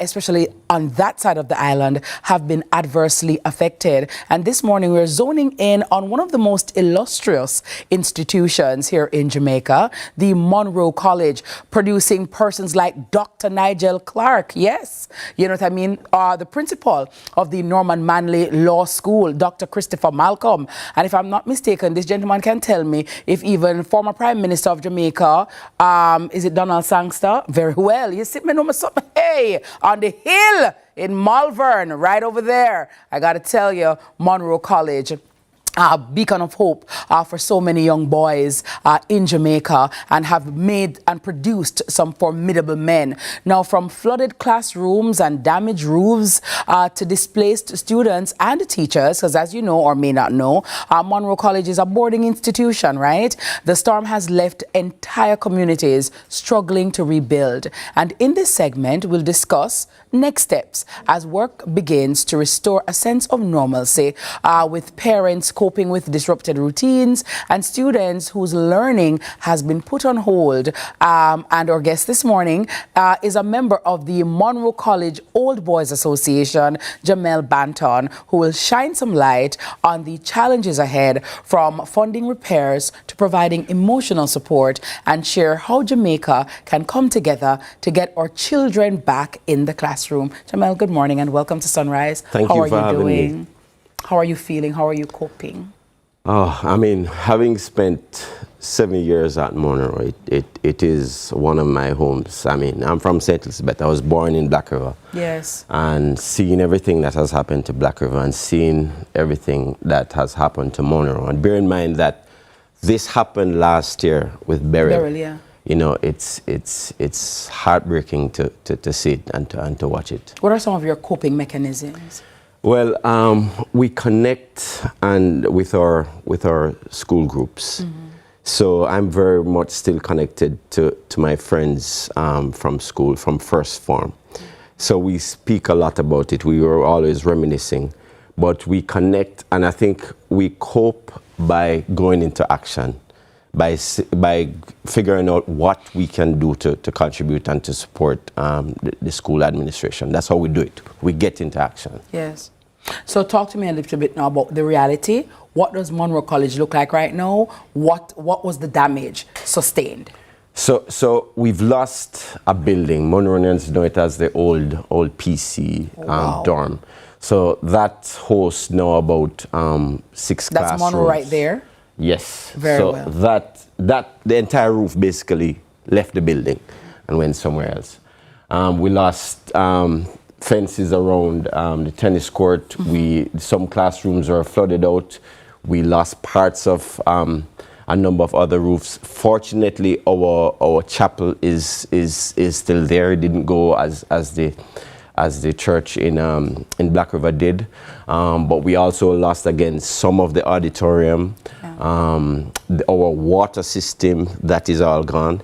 And Monroe next year will be 170 years old. So it's an old school. Yes. So when you lose a roof and there is leak, when you start the repair, you uncover all kinds of things, mm-hmm. because it's aged. Yes. So we've seen the initial pictures and we see on the surface what seems to be damage, but we don't know yet how deep this damage goes, and we'll only learn that over the next few weeks when we go deeper into the assessment. Talk to me. Is school in session at this time? Absolutely not. Mm-hmm. So as you know, all of St. Elizabeth, is just in a mess. So one of the first things we have to do is reach out to the students, because whereas in Beryl the school was severely damaged, and in fact we spent over $100 million in the repair efforts, and it's still not done. But this damage is probably not as bad physically for the school. Yeah. However, in this case, we have the families of the boys who are really in disarray, and so we'll have to be reaching out to the boys to see how they're doing. And as bad as things are with the school itself, the school may have to become the place where they have to go. Mm-hmm. And as you said earlier, it's a boarding facility. Yes. So we may have to be taking in people to give them shelter, because they otherwise have no homes. Yes, it's better than what exists at their homes. Yeah. So talk to us a bit about the humanitarian efforts and the community response in terms of how can Monroeans at home and abroad, and just people in general, who want to contribute to the recovery, to the cleanup, to the help. What is it that Monroe needs at this time? Well, I mean, the first order of business now is really to reach out to the families and see what we can help. And we know everybody is coming in now and everybody wants to contribute. And we like that and we appreciate that. But we also want them to recognize that this will not be a sprint. yes, it will be a long distance race. Long distance, yes. Yes, yeah. because after we reach out to people, and whatever the decision is by the school administration to get people back in, we will need that support at the school. So we will need support to physically build back, but we will need operational support. When people finally come back, people will need to subsidize their lunches, maybe. Yeah. We'll need to subsidize their boarding. So all of that will need help. So be prepared for the long race. Yes. Be prepared to support operationally. So our accounts, I'm sure you're going to put up our accounts. Yes. We'll be looking for those contributions to support for the rebuilding and also support operationally. Well, you know what? I'm going to give you an idea. Maybe past Monroonians could adopt a Monroonian, okay? Or somebody who is watching, adopt one of the boys. And when I say adopt, not physically, but for the next 3 to 6 months, that student is your responsibility, so to speak. So we're going to make sure that him having books, he has his food, he has his whatever he may need, you know, his little toiletries or whatever it is. And if each person adopts somebody, and as you said, it's not a sprint, it's a long distance race, at least for the next 3 to 6 months, they don't have to worry about where this is coming from or that is coming from. I know that Miss Kitty is responsible for Jamel, and so Jamel every month, you know, say, all right then, your little package is coming, your so-and-so is coming, and at least that can give them some kind of assurance that you just won't be left in the lurch. I think that's a great idea. Thank you for that. I'm not charge a fee neither. Or you can tell me it's free. I won't let my lawyers call your lawyer. You know, yeah. I think that's a lovely idea. Yeah. And we operate also in year groups. You know, if people went in the same first form and they stick together. Yeah. So all the men who are in 7. What grade? 1X. We start from first form. Okay, 1X, right? Yeah. You could adopt a few guys. Exactly, yes, from absolutely. 1X. You know yes, what I mean? Absolutely. And so on and so forth. Absolutely. Yeah. Yes. Because we did that last time with the buildings. Like my form, for example, we contributed to the repair of the chapel. Yeah. You know those sort of things. Yeah.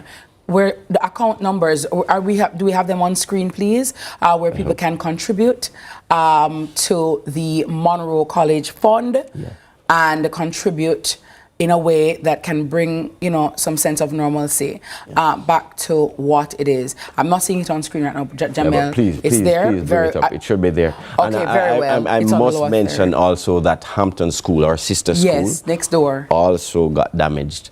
Probably not as badly as we did, but they also got damaged. And again, it's the community around the girls from Santa Cruz, from Black River, from South St. Elizabeth, they are also damaged. So they will be in a similar situation. So we're certainly appealing. The Hampton ladies have to rise up, and also Hampton is a boarding facility as well. So you can imagine that the school may have to be the shelter for many of the young ladies who have lost their homes. Absolutely. Very well. Absolutely. Well, I wish you all the best, and I hope that, you know, the support will come in droves and in a meaningful way and in a long-term way, because this is going to be a long road ahead. It certainly will be. Thank you so much. But thank you for sharing, Jamel, and I wish you all the best. Thank you very much. All right, that was Jamel Banton, member of the Monroe College Old Boys Association. After the break, Jamel will be back in a different capacity to talk about coastal erosion, because I just a Monroe, the man them over there bright. You know, so one time they say if me have a son, but I said him go Monroe College. When I was in high school and had to interact with them, they were so affable, so courteous, so articulate and bright bad. I know me like bright man bad. And I said, you know, if I had a son, I would want to send him to Monroe College, but that is not to be. I have a daughter. But guess what? The brightness is right here, and we'll definitely share him with you in that capacity right after the break. So please do stay with us. A friend them I say my gone too soon. Family I talk about loving memories. And true God not done my story. Make him say boy go and try out the journey. Some wake up and make up my bed now. I thank God say my keep me. I keep me from danger, keep me from harm, keep me from curse what people talk, and I keep me from evil from my dead bond. Ward off the things we love the dark. So me have to give thanks, me got the praise. In every hardship, in every pain. Not take for granted, see me see today. Enough people go sleep and never wake. Could have been there, but me still there. Yeah, me still there. Could have been gone, but me still a carry on. Still a carry on. Been through fire, me go through the storm. Yeah. God bring me through all of this. That's why me hold on for him. On for him. Don't drop out through murder.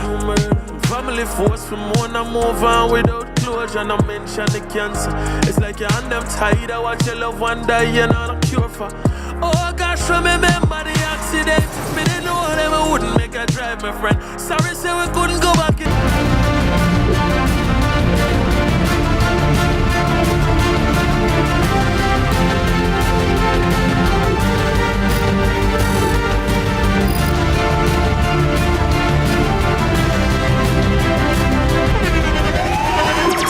The internationally acclaimed On Stage with Winfred Williams. At a new time, Saturdays at 8 p.m. on CVM TV. So much more than entertainment. Let's delve deep into the issues. We'll take you beneath the surface. Greetings and salutations. My name is Orville Higgins and it's another edition of Fan Central. Talking to the people at the heart of the top sporting stories. Hear from your favorite sportsmen and women and the administrators who work tirelessly to make it all happen. It's live sports talk. I've written an entire article. Yeah. Looking at all the major issues every Tuesday at 9 p.m. It's Fan Central.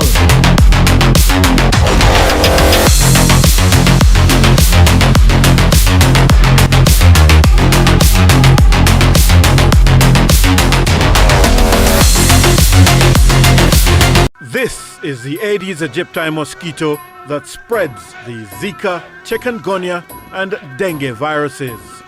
Search for its breeding sites and destroy them. A message from the Ministry of Health and Wellness. The time by the Ministry of Health and Wellness is 7:40.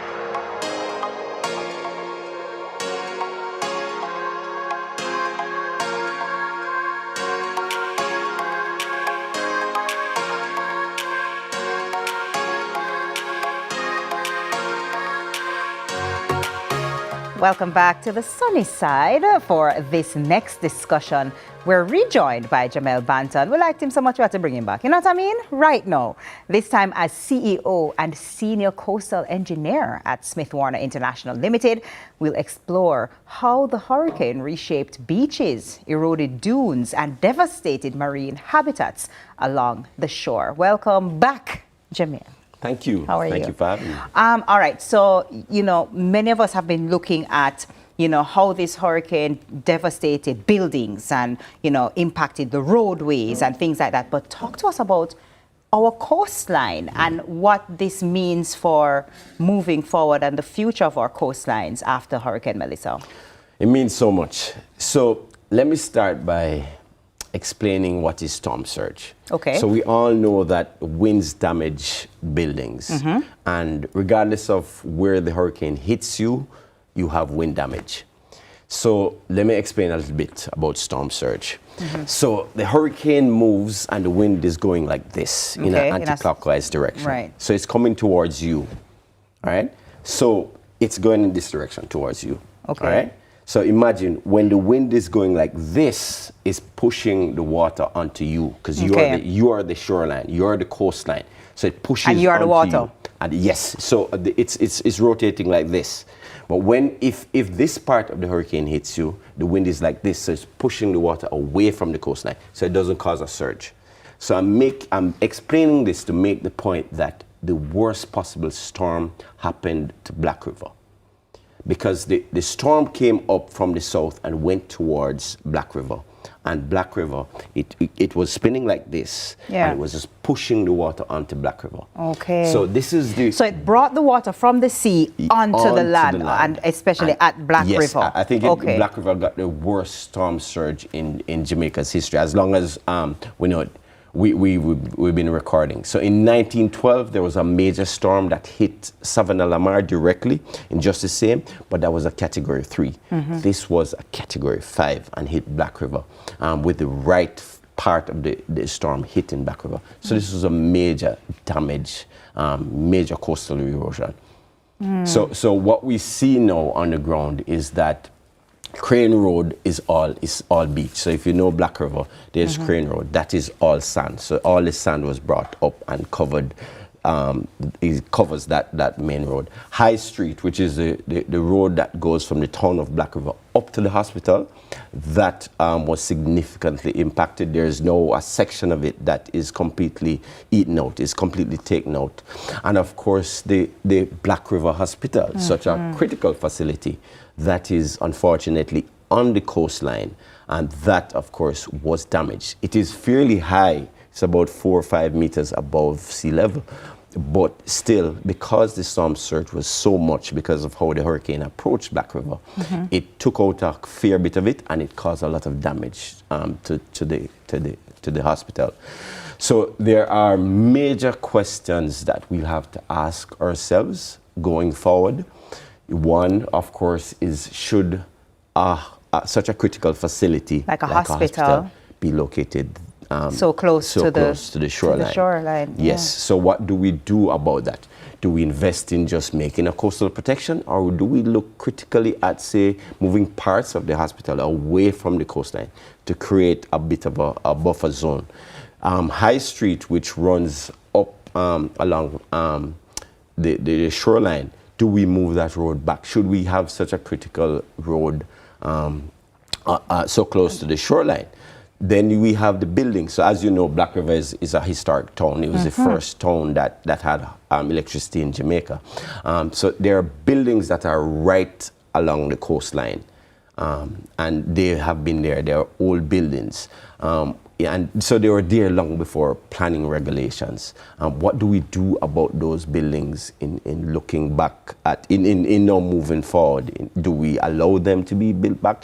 Do we build a coastal protection? What do we do? So we'll have some critical planning decisions to make. Jamel, the planning and the thinking and the restructuring and reframing of Black River is clearly going to be a very long-term project. Yes. Is there anything that would need to be done in the short term? Exactly. So I'm glad you said that. Yeah. Because essentially, no, in a time like this, it's life first. Yeah. So we have to think about the people there now and the people who need that support. So the key things right now are to ensure that there's access to responders. So the rapid repairs that have to happen to the roadway to make sure that responders can reach to the people, that has to be done. The bridge, for example, which has been impacted quite significantly, we need to at least check to make sure that it is safe. Structurally sound. Yes, it is structurally sound. So we need to make sure we do not incur any accidents or anything like that in this time, this critical period when we need to get to people. I have a final question for you. Of course, St. Elizabeth Breadbasket yes. Parish, responsible for so much of our food. Absolutely. Talk to us about the fish with this storm surge and the mix up with the wind and all these things. How does that impact fisher folk and that industry? So the fisher folk. So let's in White House, where there's a nice fishing market. I don't know if you've been there. Yes, absolutely. That was significantly damaged. The jetty, where the fishermen could come and land their fish, that is, I think, completely damaged. So there's a lot of damage. So in the near term, after we've solved the immediate problems of getting people food, we have to try to get people back to their livelihoods so that they can sustain themselves. And a key thing will be to assess what damage there is to their boats, what damage there is to the facilities that they need.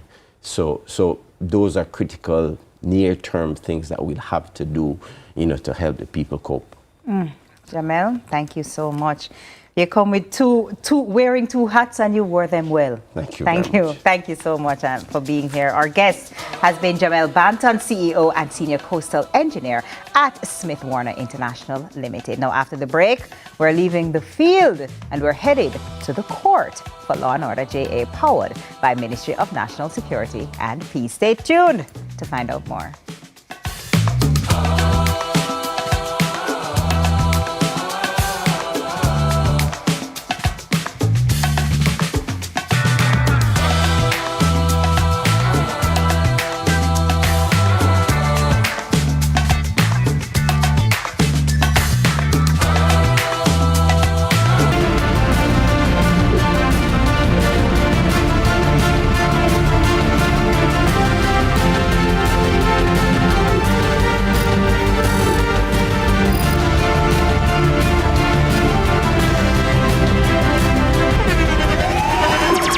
The internationally acclaimed On Stage with Winfred Williams. At a new time, Saturdays at 8 p.m. on CVM TV. So much more than entertainment. Let's delve deep into the issues.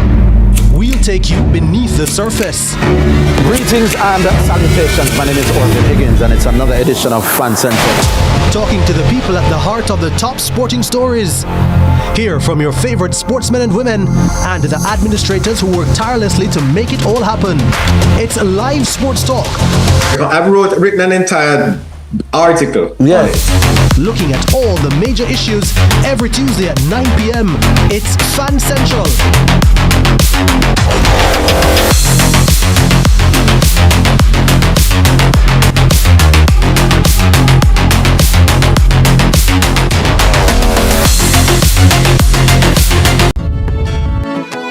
We want a piece for Jamaica.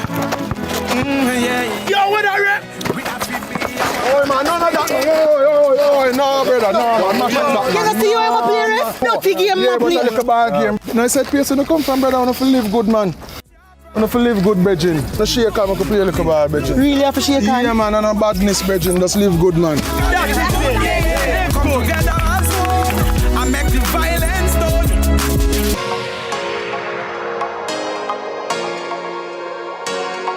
Having completed a tour of the St. Catherine Parish Court here in Spanish Town, the advice we have from the technocrats is that the Rodney Memorial Building is unfit for occupation.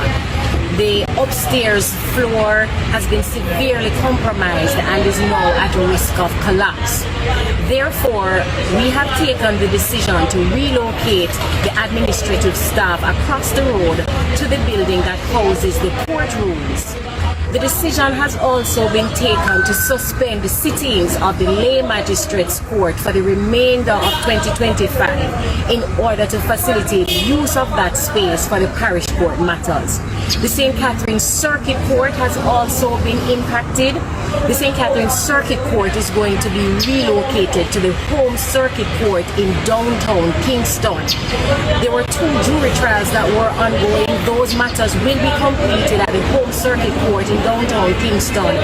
And from then on, the St. Catherine Circuit, while it is housed in Home Circuit Court, will only be facilitating guilty pleas and bench trials for the remainder of 2025. Now, we understand that this is going to be inconvenient for our stakeholders. However, we are asking for cooperation and for patience as we all seek to navigate the effects of Hurricane Melissa.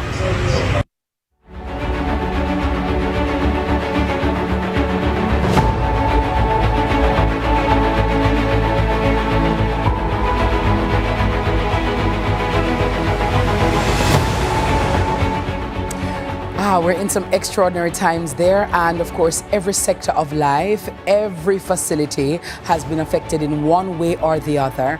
And so, you know, we're just showing you some videos and keeping you up to date as to what applies now. Welcome back to Sunrise, and it's that time of the morning where we bring you Law and Order JA, brought to you by the Ministry of National Security and Peace.